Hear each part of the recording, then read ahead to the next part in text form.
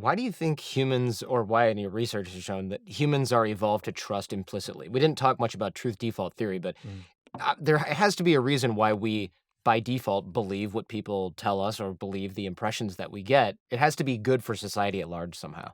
It is because almost nothing no higher order activity can proceed without the presumption of trust. Um, so if uh, I trusted that the address you people gave me was correct, I trusted you would be here. I trusted that you would prepare for this interview. There's a million things. You trusted I would show up and that I would speak to you in good faith. I mean, because each of us made enormous. I have, never met you before, and nor have you ever met me.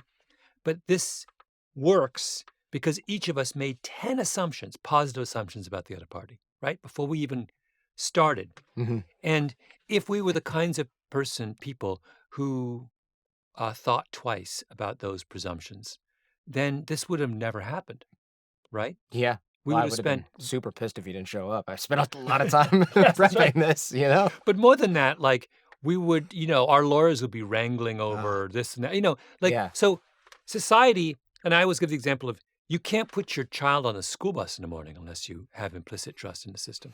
You can't, if you're on Wall Street, when I was talking in the book about in the Madoff case, trying to account for the fact that very seasoned Wall Street people were fooled by Madoff, part of the reason is you can't be a financial trader or an investor unless you have a huge amount of trust in the system. I mean, for goodness sake, people are wiring millions of dollars to, you know, it vanishes into the ether, and you trust it's going where you want it to go and being invested according to the instructions you gave. So that's the mindset that weirdly we don't think of this. The mindset and proclivity that gets rewarded in a place like Wall Street is the propensity to trust, right? That's true. Yeah. And in numerous situations, what you know, what is the effective leader in an organization? The kind of person who is willing to believe in their employees, to help them, mentor them, nurture them, encourage them.